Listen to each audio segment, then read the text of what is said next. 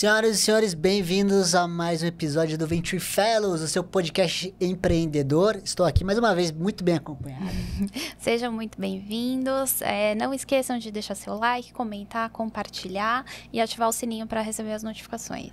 É isso aí. Hoje a gente trouxe alguém que não é do Nordeste, dessa vez é do Sul, nosso querido Maurício. Maurício, bem-vindo ao nosso podcast aqui do Venture Fellows. Obrigado pelo convite, Milton. Obrigado pelo convite, Bia. Bom estar aqui, bater esse papo com vocês. Do Sul, gaúcho, gremista. Gremista é importante. Cara, todo gaúcho que eu conheço tem ou é Inter ou é Grêmio e roxo, né? O negócio é piração. Os filhos todos uniformizados. Exatamente. Não tem espaço. Tá feliz com o seu time? Médio.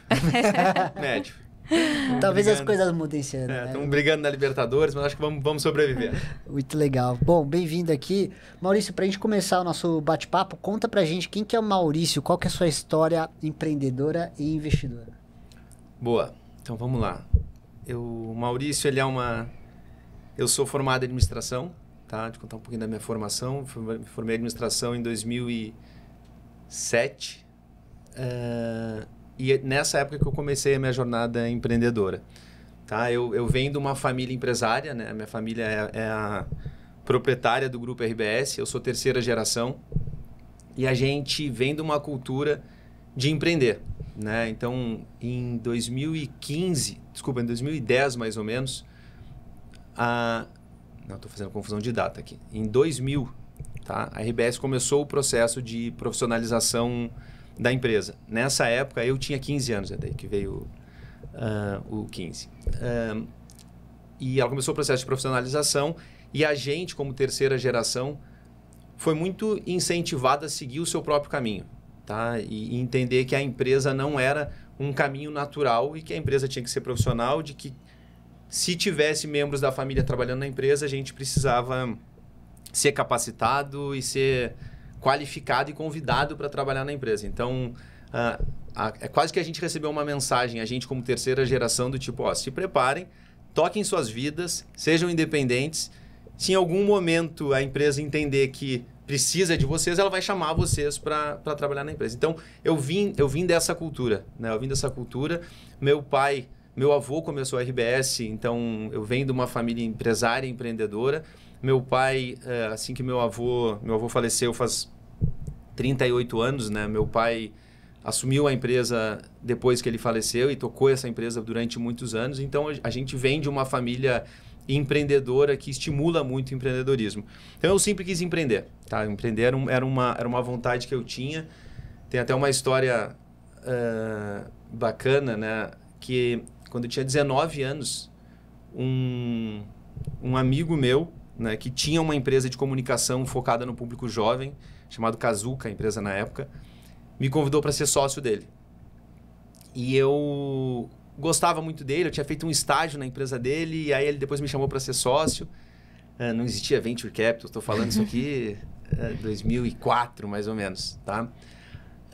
E eu falei, até muito aconselhado pelo meu pai, eu digo, eu topo ser teu sócio, vamos dividir as nossas coisas aqui, mas vamos trabalhar um ano como se a gente fosse sócio e no final do ano, se a gente se entender, a gente acerta contrato e as coisas. E aí tem uma história engraçada que no final desse ano, a RBS comprou essa empresa. Né? E a gente tinha um processo de profissionalização e uma série de regras para quem era familiar trabalhar na empresa. E a regra básica é que o familiar tinha que ser formado. Eu não era nem formado na época. Então, eu tinha uma situação onde a empresa comprou uma companhia que tinha um membro da família numa posição de liderança e o que acontecia, né? Eu brinco que meu pai me demitiu nesse momento. Meu pai era o presidente da empresa na época, mas a verdade é que meu pai veio conversar comigo e disse, olha, Maurício, a empresa comprou o Kazuca, né? Tu não é nem formado, mas a gente não tem essa regra. Assim, o que acontece se a RBS compra uma companhia que tem um membro da família numa posição de liderança? O que acontece? Eu falei, pai, eu quero sair, eu não quero ficar na empresa agora, acho que eu tinha 19, 20 anos, não é o momento para estar na empresa, então eu quero sair, vou tocar minha vida e, de repente, mais para frente, eu volto para a companhia. E eu gostei de empreender, então eu saí do Kazuca, depois eu fiz um ano de trainee na Price, contando um pouquinho da minha carreira de auditoria. Tá? Fiquei um ano de trainee na Price, fui promovido a assistente. E aí tive a oportunidade, foi bem quando eu me formei, de comprar uma companhia. Né? O Totozinho, na época, era um delivery de lanchinhos para festas. Era uma empresa gaúcha que tinha uma marca conhecida, eu era cliente da companhia. E a minha irmã trabalhava numa boutique de branding e a empresa estava lá para eles prepararem um deck para venda. Esse mundo Venture Capital realmente não existia na época. E ela trouxe essa oportunidade em casa, numa mesa de jantar. E eu gostei, sempre quis empreender. E aí eu falei, pô, eu topo olhar esse negócio e se der certo, eu topo tocar. E aí a gente olhou o deck, negociou, fez contrato, enfim, e compramos a empresa. Quando eu digo a gente, foi eu, meus irmãos e meu pai, mas botei dinheiro meu nessa história aqui. E aí a gente comprou esse negócio em 2007. Tá? Em 2007 eu tinha 22 anos, era recém-formado. Eu botei mais dinheiro que meus irmãos, foi uma condição minha, né? Eu queria, como eu ia tocar o negócio, meus irmãos não iam tocar, eu queria ser o maior sócio da empresa. E aí, quando eu me dei conta, eu tinha 22 anos, eu caí de paraquedas numa indústria alimentícia que era um delivery, que tinha 50 funcionários. E aí tive que tocar, aí não tive o que fazer, tive que tocar. Fiquei com esse negócio por 7 anos. Foi uma experiência incrível para mim, assim, o meu primeiro MBA foi essa experiência. Eu brinco que na época as empresas davam caixa, geravam caixa, a gente tinha que crescer com o próprio recurso. Então, era um negócio legal. Eu cheguei a ter quase 100 funcionários nesse negócio. Então, fiquei de 2007 a final de 2013. E aí, chegou um momento da minha vida que eu sempre tive a intenção de me envolver nos negócios da família. E aí, eu tinha que fazer uma escolha, assim, ou vocês já empreendem, né? Ou eu ficava na empresa e fazia mais um ciclo. E são ciclos de 5, 6, 7 anos. Não dá para tomar uma decisão empreendedora curta, ou eu tentava vender aquele negócio e aí eu queria fazer meu MBA fora, nos Estados Unidos. Era inclusive uma das regras que a gente tinha na empresa. Para um familiar que quisesse trabalhar na RBS, tinha que ter um MBA fora do Brasil. E eu consegui vender a empresa, eu vendi o negócio no final de 2013 e 2014 eu fui fazer meu MBA na USC em Los Angeles. Volto da USC em 2016 e aí volto direto para São Paulo. Né? Volto para São Paulo e aí sim passo a me envolver nos negócios da família. Então eu voltei direto para trabalhar na eBricks, que na época era o corporate venture da RBS, e aí eu começo e entro nesse mundo de investimento, venture capital, private equity, enfim.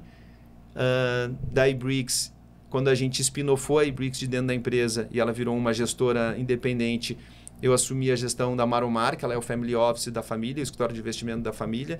Também na Maromar a gente já fez alguns investimentos e mais recente a gente, como Maromar, liderou a reorganização societária da RBS, onde a gente, obviamente, nessa reorganização não vendeu nada de participação que a gente tinha na empresa, a gente aumenta a participação e passa a ser mais relevante dentro do bloco de controle da RBS. E quando a gente faz esse movimento, que foi em 2022, e a gente está concluindo ele agora, eu passo a me envolver aí sim, também mais na RBS. Eu já era do conselho, então eu sigo no conselho da empresa, eu participo hoje dos comitês do conselho que a gente tem na RBS, e a gente criou, quando fez esse movimento em 2022, a RBS Ventures, que é a empresa de investimento em novos negócios do grupo, que eu lidero junto com o Fernando Tornaim, que é o nosso sócio aqui nessa reorganização societária. Então, desde 2016, eu me envolvo nos negócios da família e muito nesse mundo de investimento, novos negócios, venture capital, e acabou sendo essa a minha jornada desde então.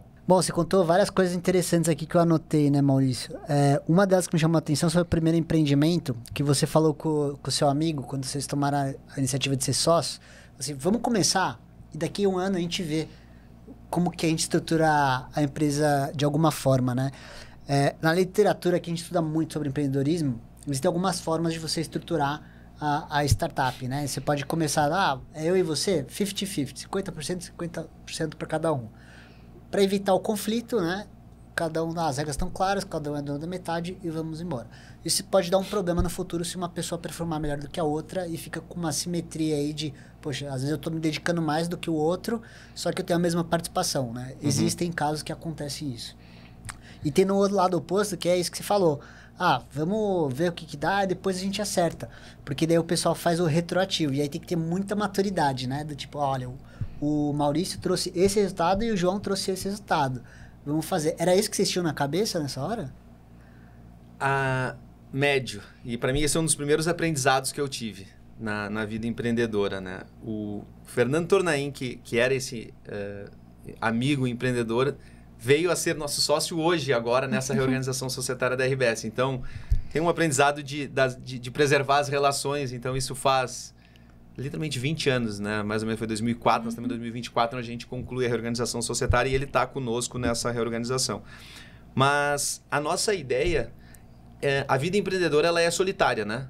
Vocês sabem disso. E ele estava num momento sozinho, ele tinha um negócio... Eu tinha, na época, 20 anos, ele tinha 23, acho que alguma coisa assim. E ele estava querendo um parceiro para dividir o negócio, para dividir ideias, estratégias, caminhos a seguir. E eu tinha feito um estágio com ele, ele me chamou assim, pô, vem trabalhar comigo, vem ser meu sócio. E aí a gente falou assim, tá bom, vamos dividir as atividades aqui. Então a gente tinha uma área a empresa era uma empresa de comunicação focada no público jovem. Tá? Então eu fiquei tocando a parte dos eventos e produção de eventos que a gente tinha nas escolas, cuidava do relacionamento que a gente fazia nas escolas, e a parte financeira eu também olhava. Ele ficava com a parte comercial, muito com a parte comercial e mais estratégica, e a gente dividia um pouco as decisões de tudo. A gente não chegou a conversar sobre participação, nada, e para mim esse foi um aprendizado importante. Como a gente não fez contrato, e no final do ano a RBS compra a empresa que eu estava, eu não ganhei nada. Não ganhei nada, né? Mas não ganhei nada, também não pedi, porque não era parte do nosso negócio, aconteceu. E ele foi muito correto na nossa relação, porque ele queria trazer um investidor para o negócio, estratégico, para nos ajudar nos caminhos de crescimento. A gente chegou a fazer rodadas, conversar com potenciais investidores, e a RBS era um potencial investidor para o negócio, né?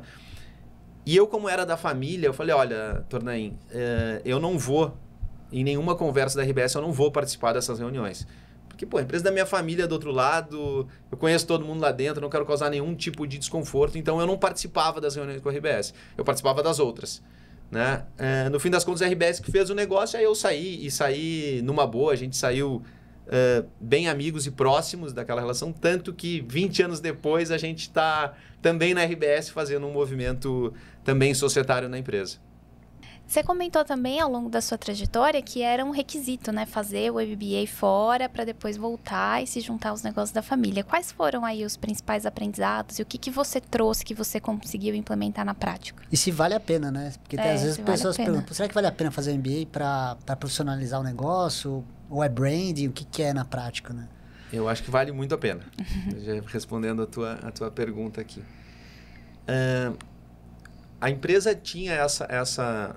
Eu costumo dizer que para quem era da família, trabalhar na RBS era mais difícil para quem não era, porque a gente tinha que ter experiência fora da empresa, de certa maneira com um sucesso, com relevância comprovada, e ter não dizia MBA fora, mas dizia MBA numa universidade renomada. E meu primo, que entrou na empresa, fez em Harvard, o outro fez em Kellogg, então assim, a barra era alta para gente fazer o mestrado fora. Eu sou um defensor do MBA, tá? Assim, eu sou um defensor da combinação da vida acadêmica com a vida empreendedora, né? Acho que cada um tem a sua crença, mas eu acho que quando a gente empreende, a gente aprende muito, e se a gente aprende muito na prática com a teoria que a gente tem, eu acho que tudo é bagagem que até de maneira inconsciente a gente acaba conectando os pontos, né? Então aqui tem um primeiro ponto. E o MBA, para mim, principalmente o MBA fora do Brasil, né? Acho que cada um tem as suas vantagens e desvantagens. Ele tem uma questão da experiência que a gente vive lá. Então, tu viver a universidade, né? E tem muito lá cases práticos, estudar case e tudo mais. E tu tá numa turma onde tu tem 20%, sei lá indiano, chinês, americano, o europeu, o brasileiro, o mexicano. Então, são cabeças e são culturas completamente diferentes. Então, essa vivência da gente conseguir lidar com culturas diferentes, com formas de pensar diferente, com maneiras de trabalhar diferente, eu acho que essa vivência é só lá para viver, né? E eu acho que isso, conectando aqui, nos ajuda muito na vida profissional, né? A gente tem que lidar com diversos tipos de pessoas. O mundo hoje, cada vez mais é até meio globalizado, né? Meio piegas dizer isso, mas ele é cada vez mais plano. E o MBA me trouxe esse clique, assim, de que realmente, para fazer um negócio daqui, uma conexão na China, eu hoje preciso de uma ligação. Eu tenho 10 colegas chineses que eu sigo em contato via LinkedIn, coisa que eu posso mandar uma mensagem se eu quiser fazer uma coisa. Tem um indiano, tem um americano, tem um inglês. Então, eu acho que o MBA te traz essa visão mais global das coisas, além dessa capacidade de respeitar as diferentes culturas e de saber lidar e trabalhar com essas diferentes culturas. Porque tu não tem muita escolha, né? No MBA, quando tu entra, os primeiros 6 meses, eles dividem a turma em grupos, né? E tu cai num grupo. E aquele é o grupo do semestre. E tu tem que fazer todos os trabalhos com eles, independente se tu gostou ou não gostou. Né? Então, tem um aprendizado legal de visão de mundo e de respeitar as diferenças que eu acho bem importante. Legal. E Maurício, me corrija se eu estiver errado, mas a RBS é dona de um conglomerado grande de comunicação, muito atrelado à TV e rádio na região sul, né? Isso. TV, rádio, jornal, digital e na região sul, exatamente. Legal. Mas ele começou muito no mercado mais offline, né? Que seria a TV, enfim. E aí você escolheu o desafio de entrar no mercado que, em teoria, era mais offline para reinventar a empresa, né? Porque hoje a gente olha, os investimentos de marketing estão cada vez mais indo para o digital, né? Tem uma competição muito grande. A gente vê, por exemplo, a TV Globo passando por um grande desafio aí de ser lucrativo, né? Com o advento do digital e as empresas tendendo a ir para o digital. O que passou na sua cabeça para falar assim, putz, eu quero entrar e quero comprar essa briga, e o que você está fazendo diferente para mostrar que dá para ser um business bem sucedido? A RBS, né, ela realmente é uma empresa que vem do mundo de uma mídia massiva, mais offline. Ela é um negócio da minha família, né? Então tem uma questão emocional de querer ajudar esse negócio a fazer a sua próxima... seu próximo ciclo, né? Vamos falar assim. Mas não é só emocional, tem racional aqui por trás das coisas, né? A gente entende, a nossa visão um pouco é que o jornalismo, a questão regional, ela vai ser sempre importante, né? Alguém vai ter sempre que contar as histórias regionais, né? Então, vai ter que contar sobre a eleição do governo municipal, das cidades, vai ter que contar sobre os times, vai ter que contar as histórias regionais. Então, a nossa crença é que as empresas de jornalismo e de comunicação regional sempre terão um papel importante na sociedade. Tá? Então, aqui tem uma primeira crença que a gente tem. A RBS já é muito relevante dentro do nosso estado. E aí, pensando para o futuro e outras coisas, né, a parte da digitalização, e a gente está com um processo de digitalização na empresa muito, muito relevante, tem 12 projetos de digitalização andando, faz parte do ongoing do nosso negócio aqui, né? Então, da mesma maneira que a televisão é um meio, a parte digital de streaming também é um meio. O que a gente precisa ter é o conteúdo dentro dessas plataformas para tá presente aqui. E eu costumo brincar, e eu vou agora para o lado do RBS Ventures, que ela tem um papel tanto de ajudar a empresa. A gente, depois, acredito que me fala um pouco mais sobre a RBS Ventures, mas ela tem um papel tanto de ajudar a empresa em novos negócios relacionados ao mundo da mídia, né? Então, ela tem esse papel de buscar inovação em comunicação e como é que a gente agrega isso em sinergias com a empresa. E ela tem o papel de diversificar também, da gente entrar em outras coisas que não têm relação com comunicação, né? E aí a nossa tese está muito relacionada... Eu costumo brincar que o Rio Grande do Sul ele é uma Bélgica, né? Ele tem 12 milhões de pessoas, né? Ele é uma Bélgica. E a gente tem a capacidade de se comunicar com essa Bélgica, né, com essas 12 milhões de pessoas, de conhecer essas pessoas, de viver essas pessoas, de viver o dia a dia dessas pessoas, desde do jornal que sai de manhã ao jornal do meio-dia, o que está na rádio, entretenimento, tudo. Então, assim, essa nossa capacidade de comunicação tem que nos ajudar a alavancar e fazer outros negócios. E aí está um pouco a tese da RBS Ventures, tá muito nessa linha. Aproveitando, então, conta pra gente o Media for Equity. Conto. Então, assim, a RBS Ventures ela não faz só Media for Equity. Tá. Acho que é importante falar isso até para esclarecer para mercado, né? E a gente tem uma visão de olhar negócio sob duas perspectivas, como eu estava falando antes. Tem uma lógica que a gente chama de mundo RBS. São negócios relacionados à mídia. Esses negócios aí, sim, a gente entra tanto numa lógica para tentar achar novos caminhos da comunicação e ajudar a empresa no seu processo de digitalização, quanto negócios onde a gente entende que com a sinergia da RBS, a gente consegue ajudar a alavancar esses negócios. Então, posso te dar 2 exemplos de negócios que a gente já fez nessa linha. Tá? 3 negócios, na verdade. A gente fez um negócio de marketing de influência e a gente começou uma empresa do zero de marketing de influência.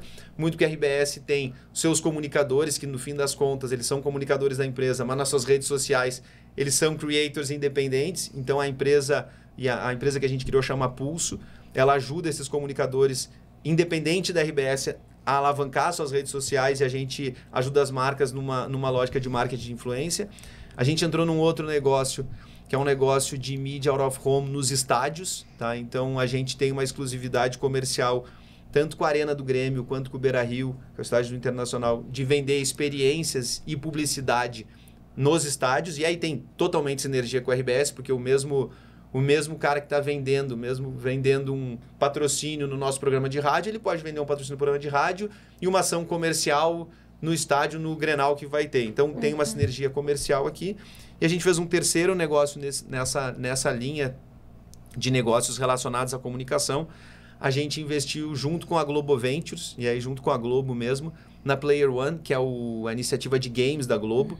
E a gente está com eles nesse negócio com o objetivo de entrar nesse mundo de games, que era um mundo que a RBS estava, de certa maneira, distante. Então, a gente se apropriar e conseguir entender melhor essa editoria de games e como é que a gente pode fazer negócio. E tem toda a relação com o mundo da comunicação, porque a Player One faz uma série de eventos relacionados ao mundo de games. Então, tem sinergias aqui que a gente tem olhado junto nesse negócio.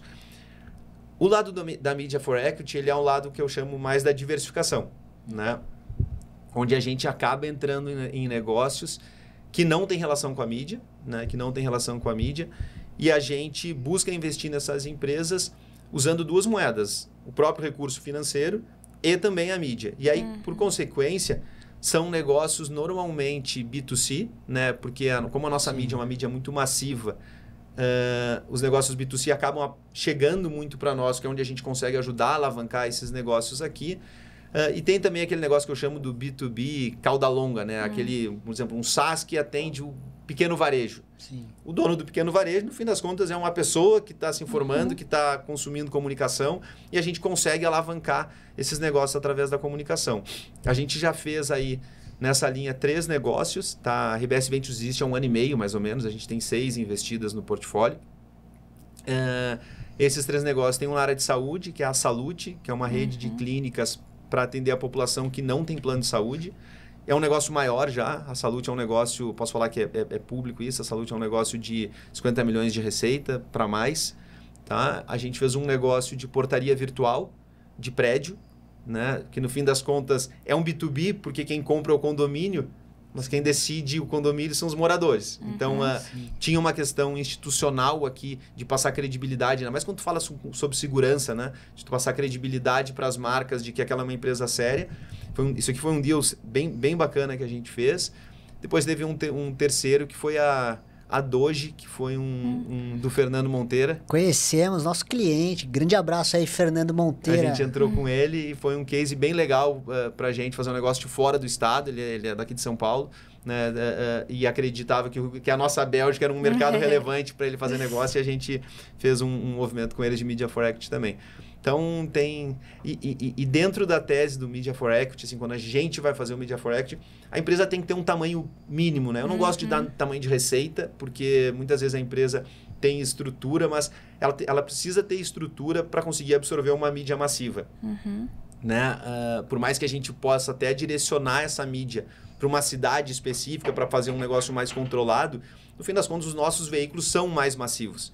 E aí a gente precisa que a empresa consiga atender. A gente teve casos de companhias que vieram falar conosco, muito early stage, a gente gostava do negócio e assim, tá bom, mas o que acontece se eu jogo uma comunicação amanhã e tu recebe 500 ligações? Eles, cara, eu não consigo atender. Eu falei, então eu não consigo te ajudar. Né? Então, tem um tamanho que a gente precisa entender que a empresa precisa estar pronta para receber a comunicação para a gente ajudar elas.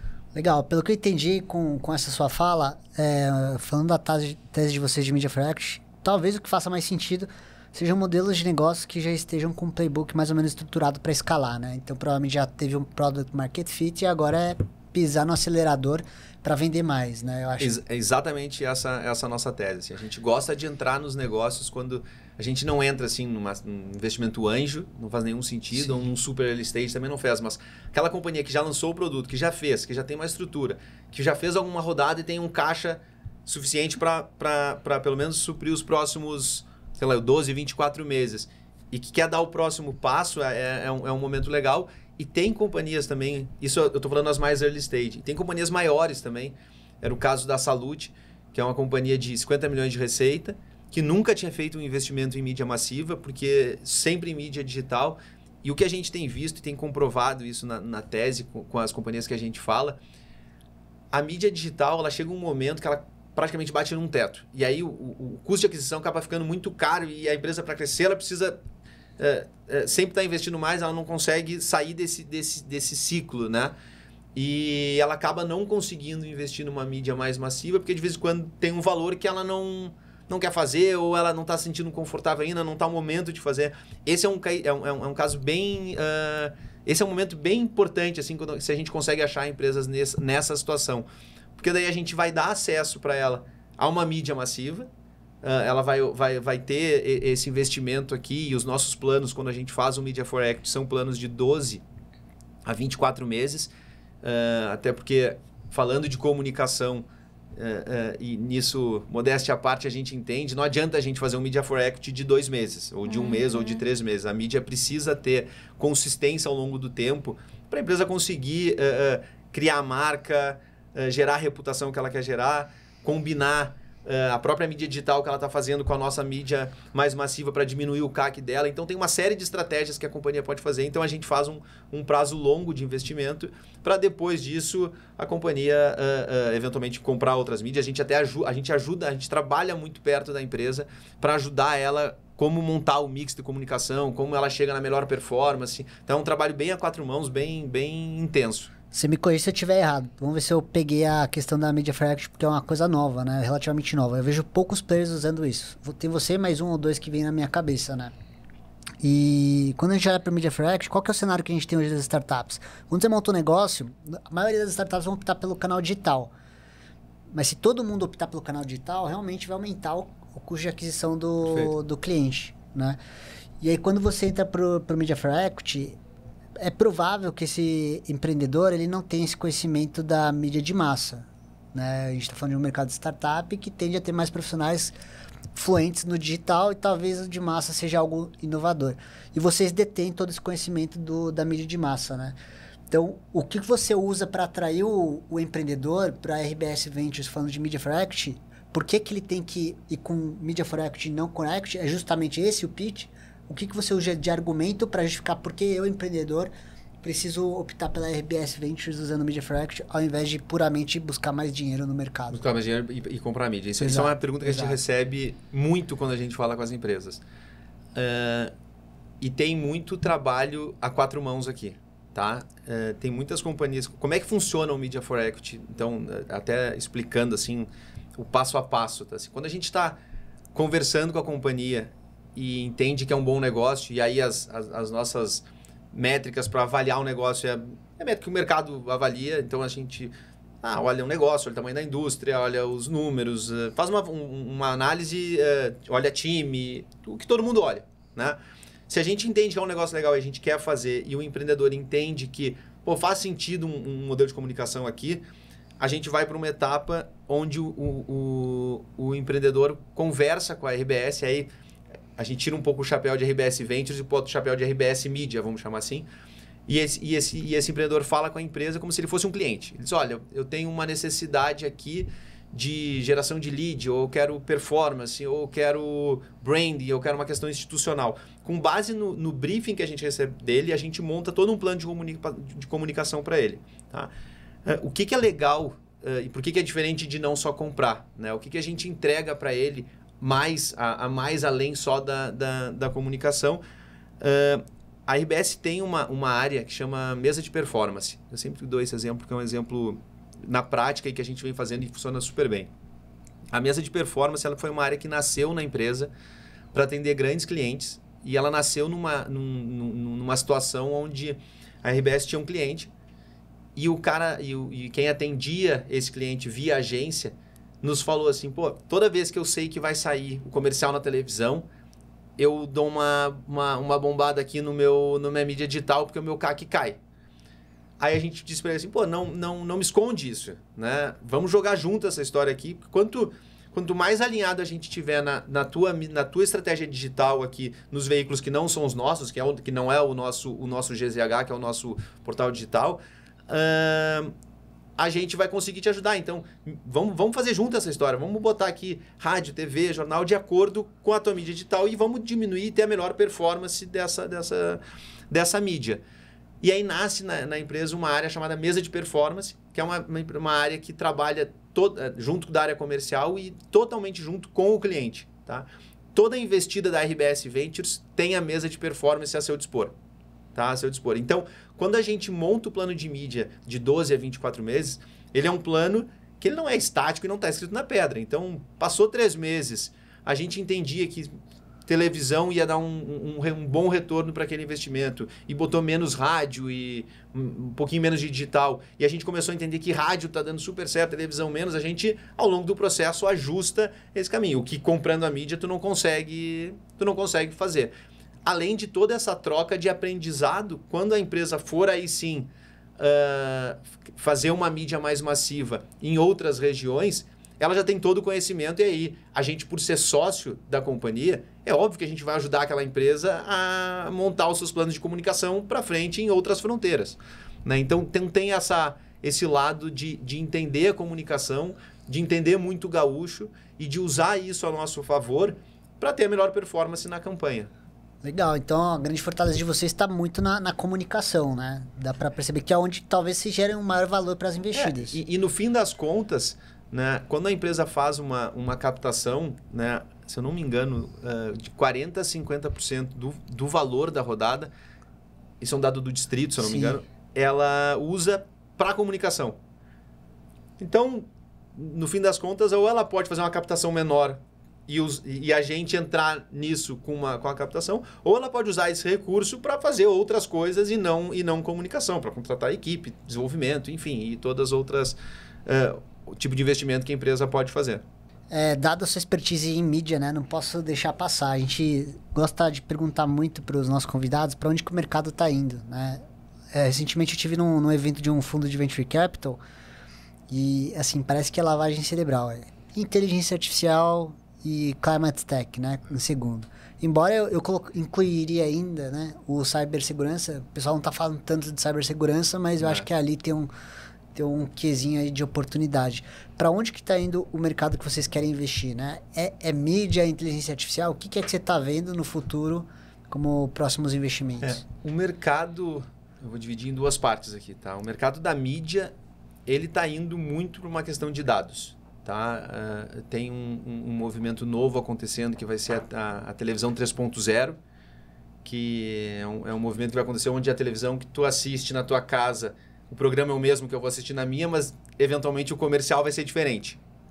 Né? Então esse é um movimento que vai acontecer no mundo da comunicação e muito baseado em dados. Então, assim, dados e como trabalhar esse dado e como usar esse dado. A gente tem visto companhias que tem, a gente até está trabalhando junto num modelo onde é uma companhia que atua para o varejo, né? E ela monta, é um SaaS, ele atua para o varejo e ele tem o dado do cliente. tá? Do cliente. Então, ele ajuda o varejo a entender qual é o produto que mais vende, qual é o produto que mais vende naquela região e ajuda a indústria a entender o cliente que está naquela região e qual é o melhor tipo de mídia que ele tem que fazer para atingir aquele cliente. Então, tem muita coisa de dado. Dado sempre se fala muito, mas o dado bem trabalhado eu acho que é um diferencial. Do lado das indústrias e olhando para o mundo mais venture capital, a gente tem visto muita coisa na área de saúde, tem surgido muita coisa na área de saúde para nós, de repente até porque a gente fez um investimento na área de saúde e acaba surgindo muito. É uma indústria muito grande, né? A saúde é uma indústria gigantesca, então acaba surgindo muita coisa. Na indústria financeira, as fintechs, tem muita coisa acontecendo, né? E aí a gente tem visto assim, indústrias no mundo financeiro como se fossem bancos por indústria, sabe? A gente tem visto empresa que está fazendo banco para condomínios. Então, assim, tem vários nichos nesse sentido. A gente gosta muito, olhando para o que a gente gosta, né? A empresa que tem uma receita recorrente sempre é bom, porque dá uma certa segurança, né? E aquele mundo onde se queima caixa, graças a Deus, até brinquei aqui, eu sentei do lado do camelo e não do lado do unicórnio, nada contra os unicórnios. Mas é um mundo que está acabando, e tinha que acabar, né? Porque então as empresas estão buscando cada vez mais chegar no break-even e queimar caixa quando elas têm caixa, mas sabendo o momento que, ok, secou o caixa, como é que eu faço para seguir? Então, quando a gente olha esses negócios, a gente tem buscado olhar empresas que estão no break-even, que geram caixa, ou que têm uma visão muito clara de como vão chegar nesse break-even. E essas são a gente tem olhado muita coisa nas fintechs, a gente ainda vai fazer alguma coisa nessa indústria, não conseguimos fazer nada ainda específico, mas vamos fazer. Legal. E Maurício, você tem uma relação muito próxima com o esporte também, né? Com o jiu-jitsu. Como que você traz essa visão aí para o mundo dos negócios? O esporte, ele faz parte da minha família também. Da minha família de casa, né? A gente sempre foi uma família que fez muito esporte. Nada profissional, né? Meu pai mas sempre correu, malhou, jogou tênis, tudo. Meu irmão jogou tênis profissional, foi tenista profissional. A minha esposa, e aí já depois, não na família de casa, foi atleta olímpica. Caramba. Que legal. Então, o esporte faz parte da minha cultura. E eu faço, o esporte da minha vida é o jiu-jitsu. Eu faço desde criança, eu faço desde que eu tenho 11 anos. E foi o esporte que eu me identifiquei e hoje a gente vê muita gente falando disso nas redes, tudo, né? Eu passei por todas as fases do jiu-jitsu, até aquela fase meio mal vista, para a fase hoje que é uma fase legal. Mas eu acho que o jiu-jitsu ajuda a gente em vários aspectos, né? E, obviamente, quando tu falar com outras pessoas de outros esportes, também vão defender os seus, mas eu posso falar do meu. O jiu-jitsu é um esporte individual, né? Ele é individual, mas ao mesmo tempo ele é em equipe, né? Ele é individual porque quando tu tá lá lutando, é tu contigo mesmo. Não tem, né? É um momento que tu chora e a mãe não vê, né? Mas tu tem teus parceiros de treinos, tu tem a tua equipe, quem treina junto contigo. Então, dá para fazer uma analogia muito com a vida empreendedora. A vida empreendedora, ela é uma vida solitária, né? Individual, que a gente tem que tomar as decisões sozinhos, mas ao mesmo tempo a gente tem o time e a gente tem as pessoas envolvidas por trás. Então aqui tem um ponto que eu gosto de fazer essa analogia. Tem um outro ponto que eu gosto muito do jiu-jitsu, que é o ego, né? E o ego tem que ficar de lado no jiu-jitsu. Não dá para deixar o ego subir, porque se tu deixa ele subir, em algum momento vão jogar ele lá embaixo, né? Vão jogar ele lá embaixo. Então, eu acho que esse controle do ego e de entender que, beleza, um dia tu foi lá e tu treinou bem, ganhou do parceiro de treino, saiu feliz, pode ter certeza que no dia seguinte alguém vai apertar teu pescoço, alguém vai levar o teu braço para casa. Então, a gente faz todo dia esse exercício de eu não sou melhor que os outros, né? E que eu preciso estar sempre melhorando, estudando, evoluindo, me dedicando para melhorar. E tem uma frase conhecida no jiu-jitsu que o Fábio Gurgel, que é até meu mestre aqui em São Paulo, que ele fala muito, que é encontrar o conforto no desconforto. Né? Acha o conforto no desconforto. Que tem tudo a ver com a vida empreendedora. Total. Né? Então, eu não sei se vocês já assistiram uma luta de jiu-jitsu, mas tu vê as pessoas ali numa posição, parece que um dia eu vi uma definição que o jiu-jitsu era a arte de dobrar as pessoas ao meio. Então tu vê as pessoas dobradas literalmente ao meio, numa posição que não tem nada de confortável, e a gente precisa ter, de certa forma, calma ali para encontrar aquela saída, para ver como é o movimento que sai. Então, eu acho que tem muitas analogias com a vida, né? Com a vida, seja a vida pessoal ou vida empreendedora e com a jornada que a gente tem que passar. Muito legal, esporte é super importante. Eu e a Bia também, todo dia a gente tá na luta, nosso esporte é musculação e corrida só. E a corrida é legal também porque é desconforto 100% do tempo, a gente tá sempre aumentando. E é sozinha, e é muito na... E é sozinho, mental ali, você vai conseguir. E é uma humilhação, né? A gente tava treinando bonitinho, aí saímos de férias, estamos voltando agora. Quem disse que a gente aguenta? Tipo, o que você fazia, não vai fazer. Você vai fazer, mas vai demorar. Então, é um pouco do ego, né? Do que você falou, né? Exatamente. Tá aprendendo sempre, é isso aí. E o esporte ensina. Ensina. Faz a gente focar no resultado, enfim, é muito, muito legal mesmo. Maurício, muito obrigado por trazer esses inputs. Vamos para a nossa pergunta final, que é sempre de muito valor para a nossa audiência. Se você recomenda algum livro, um seriado, algum artigo, alguma coisa para o pessoal que está assistindo a gente, para que está empreendendo, principalmente. Recomendo. Ou até os investidores anjos também. Eu fiquei pensando... eu sei que vocês fazem essa pergunta, então eu fiquei pensando no que eu ia falar. Em termos de série, eu trouxe duas. Né? Uma relacionada a negócio e outra não. Tá? A relacionada a negócio, que para mim é a série do WeWork. Eu não lembro o nome dela. We É a do Crash. We Crash. Né? Que é espetacular. Né? Acho que os atores são muito bons. Muito bom. E ela ilustra muito esse mundo megalomaníaco, venture capital, que aconteceu. Né, com um cara que era totalmente megalomaníaco e aconteceu o que aconteceu. Então, acho que ela ilustra com uma linguagem fácil, até para quem não é do mundo, entender esse mundo que a gente vive de investimento, startups e rodadas e unicórnios e esse mundo aqui. E uma série que aí não tem nada a ver com business, que foi a última que eu assisti, que chama The Last Kingdom, que ela conta a história... Adoro. Vikings, né? Não, The Last Kingdom, ela conta a história do Reino Unido. Ah, sim. Então, ela, através de um romance, de um personagem criado, de um soldado que eles contam a história da Grã-Bretanha, do Reino Unido todo. Então, é uma história que eu não conhecia e é legal, aí só por uma questão de história bem feita, eu gostei bastante. E de livro, eu tô lendo hoje um livro, também pensei em livros relacionados a negócio e não. Eu tô lendo hoje Outlive, que fala de longevidade, de saúde... do que o autor é um médico chamado Peter, eu não vou lembrar o sobrenome dele, que fala sobre longevidade, da medicina 3.0, que é...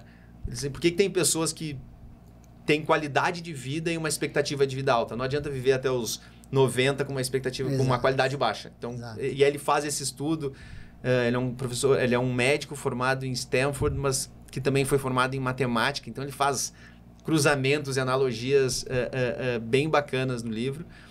E livro de negócio, tem aquelas bíblias, assim, que eu acho que todo mundo deveria ler, né? Por exemplo, o Good to Great, do Jim Collins. Do Jim Collins. Para mim é uma bíblia que todo empreendedor deveria ler, né? Tirando ele, um livro assim também que conta um pouco da história de uma maneira leve, é um livro que chama 3.000 Dias no Bunker. É um livro que conta a história do Plano Real. É muito, muito legal esse livro, e é 3.000 dias, que foram exatamente os 8 anos do governo Fernando Henrique. Então, ele conta a história de como a equipe econômica do Fernando Henrique, que era Pedro Malan, próprio Pedro Parente, e toda essa Pércio Arida, toda essa turma, criou o Plano Real e como é que eles fizeram para conter aquela hiperinflação que tinha naquela época. E não é um livro técnico. O que é... Qualquer um lê o livro. Então, assim, para mim foi um livro que me marcou... E eu sempre queria entender muito, assim, como é que o Plano Real foi criado, né? E é um livro que conta de uma maneira leve, assim. Adorei as indicações disruptivas. Muito bom, Maurício. Obrigada, Maurício. Adoramos receber você. Volte sempre. Obrigado pelo papo. E para você que está assistindo, não deixa de dar o like, se inscrever, compartilhar. Lembrando que é a última temporada, ou a primeira de muitas, vai depender de você, se você for compartilhar esse episódio ou não. Compartilhe, então, pra gente continuar fazendo esse trabalho pra vocês, tá, pessoal? Obrigado pela audiência. Maurício, mais uma vez, muito obrigado pela sua presença. Obrigado. E nos vemos na próxima.